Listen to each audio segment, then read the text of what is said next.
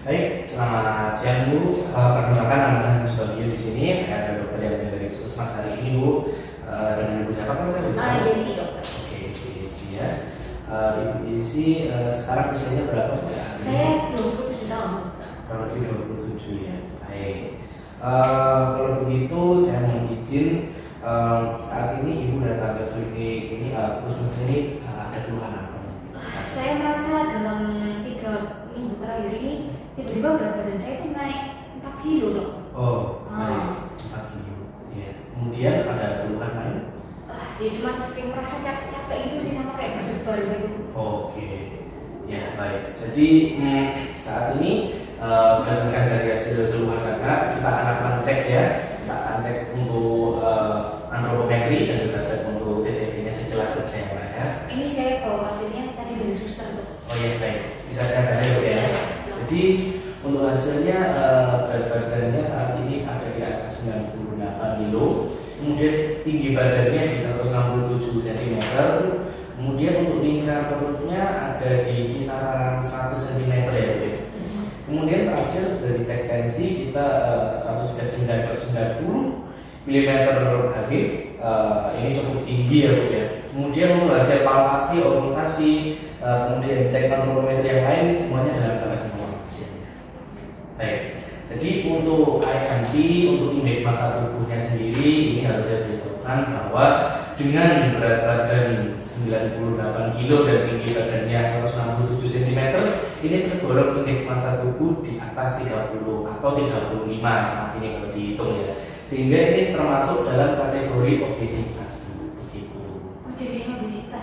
Nah, kemudian ditambah lagi dengan adanya lingkar perut 100 cm ya. Padahal untuk batas normalnya perempuan itu adalah kurang dari 80 cm. Jadi ini dikategorikan sebagai obesitas sentral seperti itu. Kemudian ketika dari hasil tensi, tadi tensi kita cek 139/90, untuk normalnya manusia itu adalah 120/80. Nah, berarti kategori ibu sekarang itu terkena prehipertensi seperti itu. Mungkin ini baru pertama kalinya ya cekap seperti ini. Terakhir tahun lalu. Terakhir tahun lalu ya, baik. Oke. Oleh karena itu dari hasil pemeriksaan yang sudah saya lakukan, mohon izin saya untuk mungkin bisa bertanya lebih dalam terkait dengan gaya hidup yang ibu jalani saat ini. Gitu ya. Apakah ibu saat ini ada riwayat penyakit tidak menular di keluarga atau di ibu sendiri mungkin diabetes, hipertensi gitu? Kalau diabetes sih enggak sih, cuma papa saya memang hipertensi, terus sekarang sampai CKD udah sampai cuci darah juga seminggu 2 kali tuh. Oh begitu ya. Kemudian dari ibu sendiri? Saya dulu baik-baik aja sih, ini saya baru tahu kalau saya tiba-tiba hipertensi. Oh iya. Kemudian tadi kan ayah terkena hipertensi ya. Kalau dari orang tua ibu bagaimana? Mama. Iya. Mama udah nggak ada dok waktu saya masih kecil karena kanker. Oh iya sudah. Jadi ya biasa sih ya. Iya. Ada resiko hipertensi saat ini masih ada pengobatan CKD ya. Kemudian apakah ibu sendiri sering untuk ada cek kesehatan berkala? Setiap tahun dok. Tiap tahun. Baik. Dari tiap tahun hasilnya seperti apa? Tahun lalu baik. Oke. Tahun Jadi lalu berat badan saya itu sekitar 55 kilo dok. Oh masih 55 Iya. kilo. Ini kok tadi tiba-tiba sudah di 90-an ya? Iya, baik. Kemudian ceknya setiap tahunnya dari tahun kemarin belum ada gejala peningkatan seperti itu. Kemudian apakah ibu sekarang merokok? Kalau saya boleh tahu. Saya nggak merokok, tapi saya suka minum dok. Oh, suka minum minuman beralkohol? Iya, Oke. saya hampir setiap hari kayaknya belajar sama teman-teman saya. Setiap hari ya. Ya bisa berapa botol ya? Kalau lebih itu 10 lah dok. Oke, baik. Tapi kalau kayak yang tinggi alkoholnya biasanya ya kita sharing dok, 1 botol berapa orang. Oke, jadi cukup sering ya frekuensinya untuk minum ya. Kemudian dari pola makannya bisa diberitahu Bu, gimana setiap harinya? Ya karena saya hari ini suka happy, terus kalau minum kan nggak mungkin nggak sambil makan kan dok. Jadi biasanya saya pesen yang fast food lah, kayak pizza gitu dok, KFC gitu dok. Iya. Baik, oke. Kemudian apakah sering konsumsi sayur mungkin atau buah gitu? Jangan gitu kan buah itu kalau mama saya, maksudnya kalau bapak saya ingetin saya dong. Oke. Baik, kemudian dari aktivitas fisik sendiri. Kalau saya boleh tahu ibu sekarang pekerjaannya seperti apa? Di kantor. Oh di kantor ya. Baik. Saya kerja swasta ya, gitulah dok kerja kadang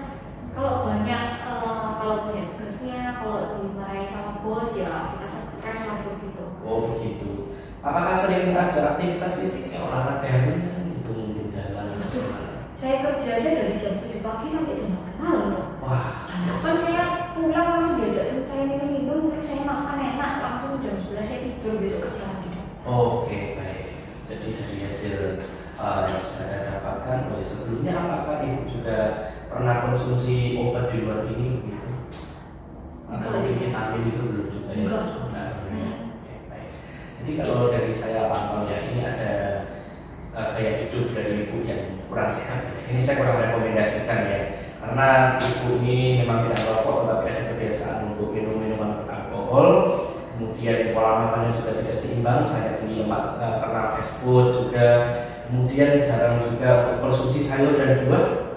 Aktivitas fisik juga dinilai masih kurang teratur juga karena pekerjaan ya, terdapat stres juga, dan pola tidurnya bagaimana kalau tadi saya boleh tahu tidurnya? Saya kan baru pindah di tempat kerja saya ini 1 tahunan kan dong. Yang tadi saya bilang itu saya pergi kerja jam 7 sampai jam 8 malam baru pulang. Jadi saya biasanya tidur di jam 12 jam 1 baru tidur, terus saya bangun lagi jam 9. Jadi kurang lebih mungkin 4 sampai 5 jam saja ya gitu ya seharinya. Oke, baik. Ya, jadi dari hasil wawancara saya ini ibu ada satu pola hidup yang kurang sehat gitu ya. Sangat tidak direkomendasikan untuk dilanjutkan, dan saya ingin bertanya terlebih dahulu ya, kan dari hasil pemeriksaan segala macam ini ibu sudah tahu bahwa ibu ada obesitas dan juga berhipertensi ya. Apakah ibu ada niat untuk bisa berubah atau menghentikan kebiasaan-kebiasaan itu? Kalau itu berbicara sih saya mau, tapi kalau minum-minum itu mungkin saya agak susah ya. Oke. Tapi itu sudah ada niat ya untuk? Ada dong. Ini saya sebenarnya udah kurangi sedikit sih dok. Paling kadang-kadang seminggu ya 3 kali ya saya pergi sama teman saya. Oke, baik. Jadi ibu sudah ada sedikit upaya untuk mengurangi. Apakah ibu juga berniat melanjutkan seperti ini dalam waktu 1 atau 6 bulan mungkin ada perbaikan? Mau dong, saya mau ya. Itu berat badan saya masih dulu. Oke, baik. Berarti sekarang saya akan memberikan sedikit masukan dan juga konseling ya ibu ya. Jadi itu sebelumnya untuk mencapai gaya hidup yang sehat itu harus tahu dulu kondisi kesehatannya. Caranya gimana? Harus cek kesehatannya secara berkala yang lebih rutin lagi. Kurang cukup bu kalau hanya setahun ya, terutama untuk cek seperti alkoholmetri, cek untuk TTV atau tanda-tanda vital, itu harus dilakukan ya mungkin 2 minggu atau paling jarang sebulan 2 bulan sekali. Seperti itu ya. Harus cek kesehatan berkala. Tidak perlu di rumah sakit bu, ibu bisa cek di puskesmas terdekat atau di klinik Pratama, fasilitas kesehatan yang pertama terlebih dahulu. Kemudian setelah itu ibu akan lihat bagaimana perubahannya. Seperti itu ya bu ya. Kemudian saya juga mendorong ibu untuk lakukan aktivitas fisik, kalau bisa minimal 3 kali seminggu, 150 menit per minggu saja sudah cukup kok. Dan saya sarankan ambil di hari-hari yang mungkin ada kesibukannya kurang, seperti Jumat, Sabtu, Minggu. Biasanya kan kantor kan ada yang menerapkan 5 hari kerja saja ya kan ya. Kemudian jangan olahraga yang berat dulu, olahraganya dimulai dari yang stepnya ringan. Itu mungkin ada satu kegemaran olahraga seperti apa bu? Saya biasanya suka dengerin lagu sih dok. Mungkin saya coba jogging sambil denger lagu gitu. Oke, boleh. Kalau jogging saya rekomendasikan jangan yang jauh-jauh, dimulai dari beberapa ratus meter dulu saja, keliling di kompleks atau rumah. Mungkin bisa dilakukan rutin 3 kali seminggu saja. Kemudian itu jadi sering konsumsi fast food juga, sering juga minum alkohol, itu sebisa mungkin tolong dikurangi dan dihindari. Kenapa kok bisa begitu? Karena konsumsi fast food itu memiliki kadar kalori itu cukup tinggi. Demikian juga dengan alkohol. Nah, kadar kalori yang cukup tinggi itu bisa menyebabkan adanya kenaikan berat badan.